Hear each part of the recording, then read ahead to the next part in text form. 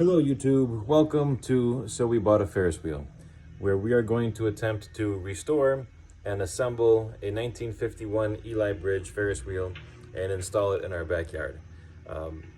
We created this channel for a couple of reasons. One is to document the restoration of the Ferris wheel, and also to motivate me to keep on the task and keep this project going. I've acquired a lot of different projects over the years, and I was super hyper focused on these projects for a couple months, and then I would set them to the side and never work on them again.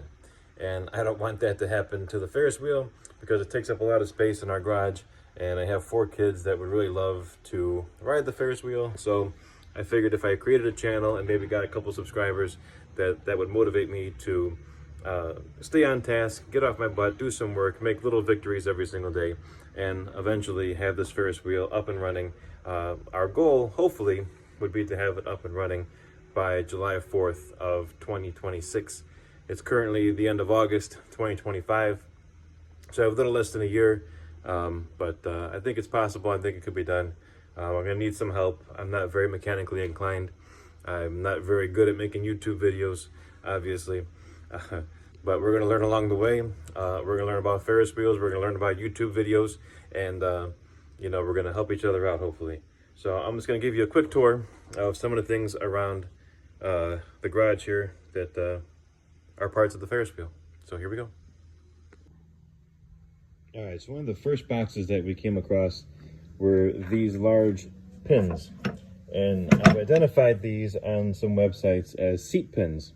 Now these things would go attached, one side would attach to the Ferris wheel, the other side would go into these little grooves here and hold the seat into place while it's on the ride. I'd need 24 of these things, and I have 24 of them and 24 of these large nuts on the end. I'm missing 13 of these washers. So thankfully, I found out that the Eli Bridge Company is still in business. They are in Jacksonville, Illinois, and they still make parts. And I ordered a catalog and I ordered an instruction manual, so that's going to help out tremendously. We found these bolts here, all different size things. This looks like something electrical. I found this, which is pretty cool. It has a name on it, Eli Bridge Company, Jacksonville, USA. I have no idea what this is. It's got some grease on it. I'm hoping the manual that comes in the mail will tell me like what these parts are for and where to put them. There's a box of cables here for the electrical system. It runs on gas. This is a gas-powered Ferris wheel. I guess what I learned in the old days, they were running on steam, and then they switched to gas for just a few years, and then they went to what they're all running on today, which is electric. So these cords were just for the lights. There's a spire pattern and a circle pattern in the middle of the Ferris wheel, like this thing. I have no idea what this is. It's very greasy. Looks like it unscrews on the top there. I'm hoping that the owner's manual will shed some light on these mystery pieces. Like I said, I'm not very mechanically inclined. I've changed the oil on my cars. I've changed the brakes in my cars. I've done stuff like that, but I've never done anything whatsoever to do with a Ferris wheel. Here's the platform that you would stand on, and that would catch the seat as it was going around. Of course, the light bars where all the lights would screw into. The seats, we have 11 seats. It's supposed to have 12, but we have 11 of them. One is still in Pennsylvania, so we're going to take a little road trip to Pennsylvania, and we'll show you. We'll take you along the way when we go there. These little things here, I've learned, go between the spines, right where the two sections meet. I found some pictures online, and you can see those on the top of the Ferris wheel. The cable actually sits between these grooves and ultimately spins the wheel. The cable goes between those grooves and attaches to the motor and spins the wheels. Then of course we have some giant sprockets here, or wheels, I don't know. Looks like there's some brakes in there. Got some spring-loaded brake pads.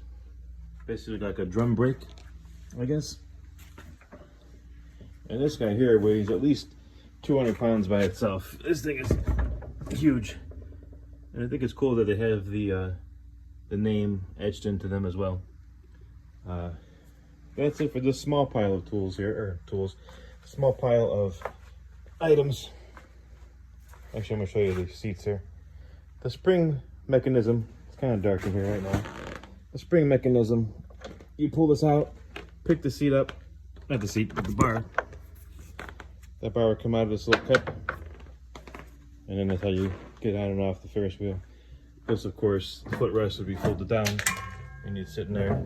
The plan is to get these all stripped down to bare metal, primed, painted, either with a nice enamel or maybe even like a powder coating, and to get the original graphics back on and redo the upholstery. It's like a, hear that? It's like hay in there, but we'll get it fixed up looking nice. This is just one pile. Let me go and show you the frame. Okay, so here we are by the framework of the Ferris wheel. I have it covered a little bit to keep it out of the rain. But these large square pieces are the main arms that stand on each side of the wheel. This guy would go first on the ground, and that would attach to this long one here. And the ones with the holes on top would receive the axle, which is over here. And this is the main thing that the wheel would sit on and spin. This thing weighs a ton. I think that these here are for the base.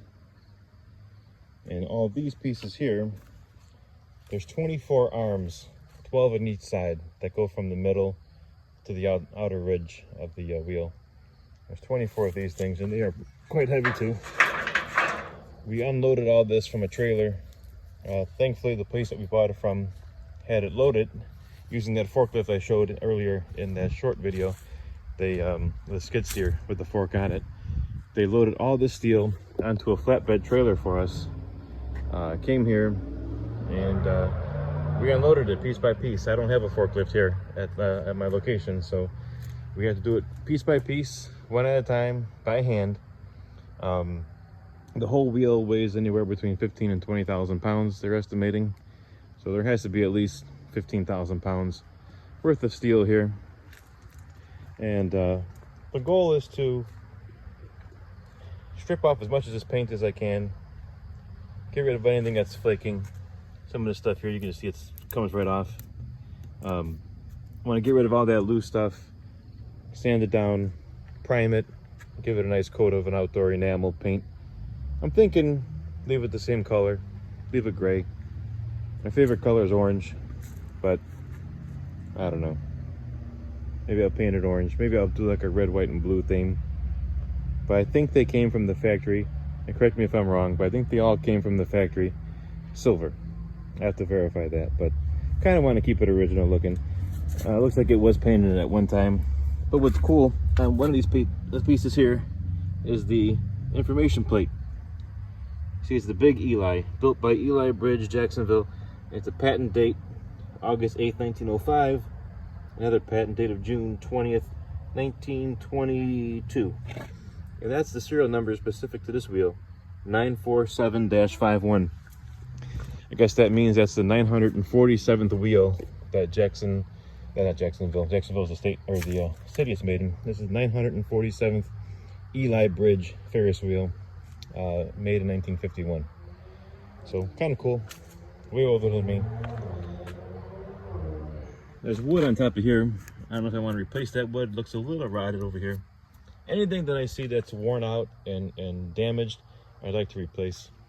There's a couple pieces of metal that are bent or have a little bend to them. And I'm not sure if they're supposed to be bent or if they're not supposed to be bent. And I'm not sure if certain pieces are supposed to be at a little bit of an angle, but we'll find out. And if they're not supposed to be bent, we got to find a hydraulic press somewhere that they can straighten it out for me. But you see there's some orange paint that was on there. And here's green paint and gray paint. So it was definitely painted a couple times. But yeah, I just want to show you the pile, the framework, and how it looks. I have a time-lapse video that I'll upload later on of us unloading the whole thing in 38 seconds. Took like 2 hours, but the time-lapse video is 38 seconds. So I'm hoping when the instruction manual comes in the mail, I'll make a video about it when it does. Hoping the instruction manual gives me some step-by-step instructions and just put together like a giant Lego set, right? I mean, how hard could it be? Let me show you guys the engine. All right, here is the old Leroy gas engine that once operated the Ferris wheel back in 1951. It's a 4-cylinder. As you can see, the 4 spark plugs sticking out there. Looks like this thing spent some time outside. It's very rusty, very greasy. It's on wheels, so that's good. I can move it around the shop. I can move it around to different spots. It's very heavy. As I posted in that short video, it's probably over 500 pounds. Brass radiator, kind of cool. You don't see that too much anymore. And the old exhaust thingy there. It's got an oil gauge on it. And I guess here is where the cable would attach to. The cable would attach to this, and once the motor's running, turn the Ferris wheel. And the engine is not locked up. This wheel does spin, so the engine's not locked up. But I don't really know the first step in getting this thing running. Should I drain all the fluids out? Should I power wash this thing? Help me out here. Where do you even find parts for these? I googled this name, Leroy, and I can see a couple videos about him online. I don't see anybody selling any kind of parts for him. I found some tractor restoration places that they might be able to help me out with some parts or some knowledge. I heard that Leroy made engines for construction tractors back in the day. Not so much agricultural like John Deere or Farmall or something like that, but still basically a tractor engine, I'm told. What's the first step? What should I do? I would like to have the gas engine running. A lot of people say just convert it to electricity. It's a lot easier, it's a lot safer, more convenient. I might go that route eventually, but I think it would be neat to have the heart of the Ferris wheel up and running.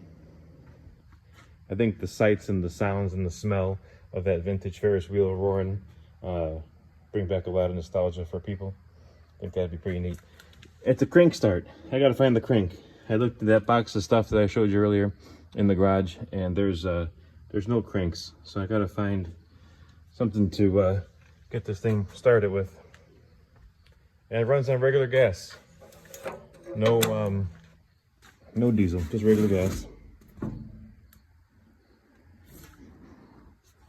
It's dry.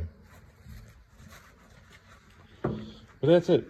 I'm not sure how many horsepower it has. I'm not sure, you know, any kind of specs or details about it. Maybe you folks watching this probably know a lot more about it than I do, so help me out. What would be the first step to do? Change the spark plugs, change the fluids?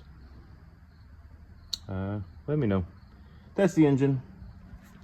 Thanks for watching, and we'll see you around.